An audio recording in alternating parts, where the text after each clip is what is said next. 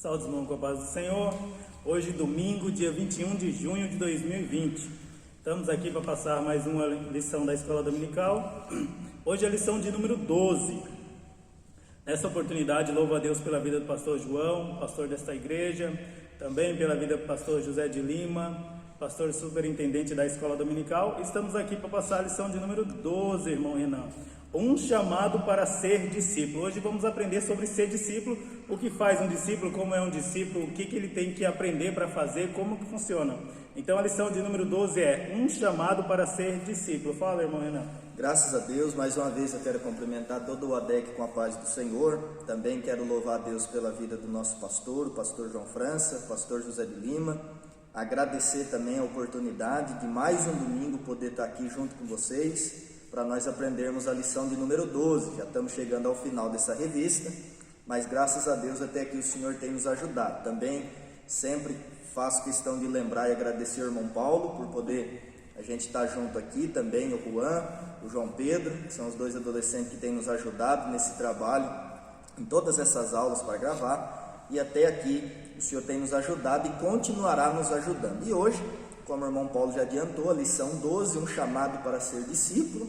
Essa lição a gente vai ser bem dinâmica nessa lição e vamos entender o que é ser um discípulo, o que é fazer discípulos, né? O que é discipulado e baseado em quem a gente precisa aprender para ser discípulo, tá certo? E hoje, já para a gente entrar na nossa lição, a primeira coisa que a gente devemos destacar é o seguinte: o que é ser um discípulo?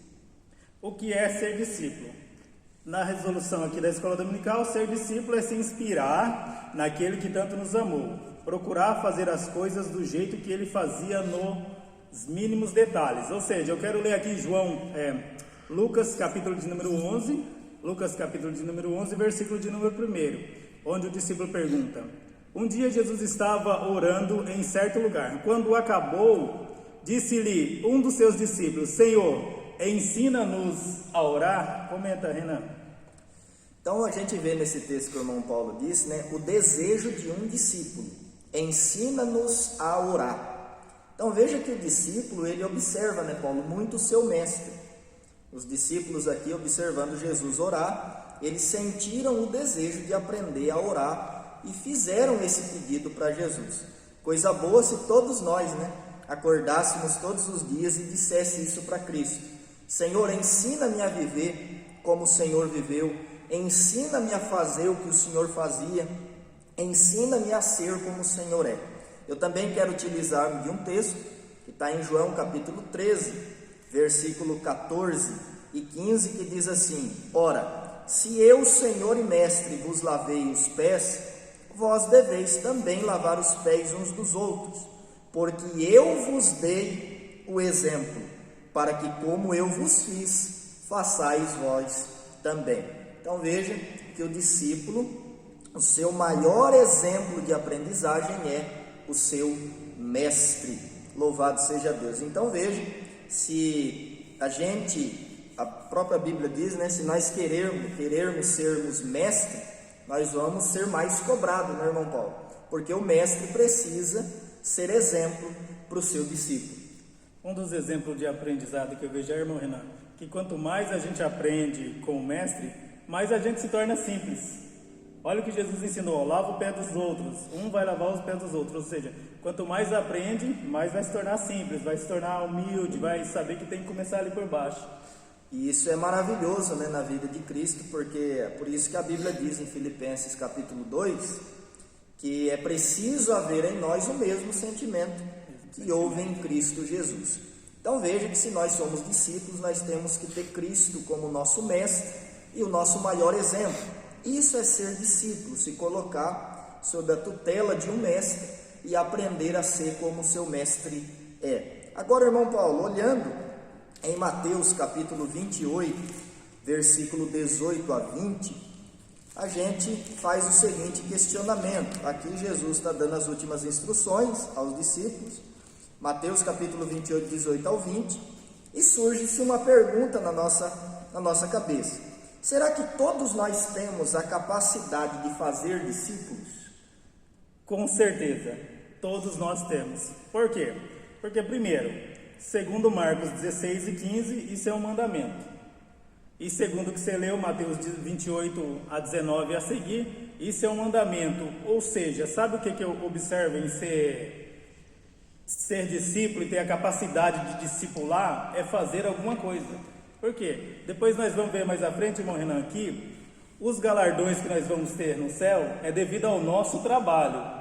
E quando a gente pensa em não fazer ou até não ser discípulo, a gente pode pensar que a gente só veio para receber e não vai ter aquela vontade de trabalhar. Então, ser discípulo, a ideia principal é sempre essa, de multiplicar, de frutificar, de pegar 12, passar para 70, de pegar 70, passar para 120, 120 para 3.000, entendeu? Então, é nesse pé que vai andar as coisas, entendeu? E a gente sempre viu nessa multiplicação na vida da igreja, né? Não é à toa que Atos dos Apóstolos diz que enquanto os apóstolos iam pregando e fazendo a obra de Deus, a Bíblia diz que o Senhor acrescentava as almas que haviam de se salvar. Então veja que se nós somos discípulos, precisamos fazer outros discípulos. Olha que interessante. E essa capacidade foi dada a nós pelo próprio Senhor, pelo próprio Jesus. Nós temos essa capacidade dada pelo próprio Senhor, pelo próprio Mestre. Interessante também, irmão Paulo, que Jesus, nesses dois textos que a gente citou, Cristo ele deu a ordem para nós fazermos discípulos e não membros. Será que tem alguma diferença, irmão Paulo? Será que discípulos e membros têm diferença? Na realidade, o contexto de membro, ele é bíblico. 1 Coríntios está escrito assim, 12 e 27. Ora, vós sois o corpo de Cristo e individualmente membros desse corpo. E também Efésios 5, 29 e 30. Então, membros, nós somos. Mas só que o contexto de membresia aqui é o conjunto da igreja. Agora, discípulos, todos nós temos a obrigação.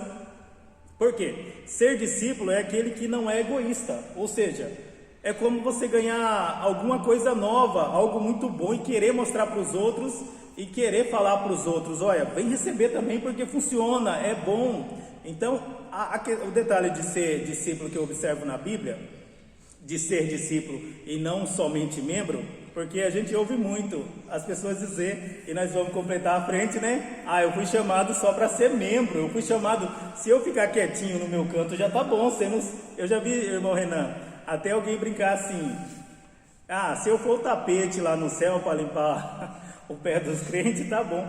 Mas isso arremete a uma pessoa que aceitou Jesus, que está dentro da igreja, mas que ela não quer ter trabalho, Então a ideia, a diferenciação de membro e discípulo, todos nós somos membros, mas nós temos obrigação de passar aquilo que recebemos, não é para a gente reter para nós. Então, e os adornos ou adereços dados à igreja, que são os dons, é para facilitar esse conjunto, porque uns falam bem, outros oram bem, outros louvam bem, outros ensinam bem. Então tudo isso é dado a Deus, e a gente aí já entra lá à frente os talentos, a gente não pode enterrar. Então ser discípulo é não ser egoísta, é passar à frente o que recebemos. Isso é interessante porque a gente percebe então que nem todo membro é discípulo, porque existem membros que se dizem ser membros, mas que não são parecidos com Cristo, que não aprendem com o seu mestre e que não querem ser igual ao seu mestre, mas se dizem ser membros. Mas o interessante também é que todo discípulo é membro do corpo de Cristo. Então não é real aquela expressão que a gente já entra no tópico 2, alguns dizem o seguinte, né? Eu não tenho nenhum chamado. Isso não é real à luz da Bíblia. E outros até chegam a dizer, o meu chamado é somente para ouvir. Não existe pessoas na igreja que foram chamadas somente para sentar em um banco e ouvir. Isso não é chamado, tá certo? E eu quero ler João capítulo 15, versículo 8, versículo 16, e depois o irmão Paulo faz um comentário para fechar essa primeira parte da nossa aula. Versículo 8 diz assim, nisto é glorificado meu Pai, que deis muito fruto, e assim sereis meus discípulos. 16, não me escolhestes vós a mim, mas eu vos escolhi a vós e vos nomeei, para que vades e deis fruto, e o vosso fruto permaneça, a fim de que tudo quanto em meu nome pedirdes ao Pai, Ele vos conceda. Dentro do detalhe, irmão Renan, que você leu, de ser discípulo, é que o discípulo que entende o chamado, que entende tudo que Jesus fez por ele glorifica a Deus, ou seja, nas atitudes. Ou seja, por exemplo, se a gente vê uma pessoa em dificuldade, está lá em dificuldade, está miseravelmente enferma, aí vem um que quer frutificar, ou que entendeu e ora pelaquela pessoa, e aquela pessoa é liberta daquela enfermidade e é curada, Deus é glorificado naquela enfermidade. Então a gente vê dar fruto. Quando Paulo chega ali na cidade de Derbe e Listra, que ele cura aquele coxo e até confunde ele ali com um Deus daquela época, você vê que ele está frutificando pelo entendimento da vontade de Deus. Então o importante de ser discípulo, dentro desse entendimento, é que as nossas obras glorificam a Deus. Glória a Deus por isso. Glória a Deus.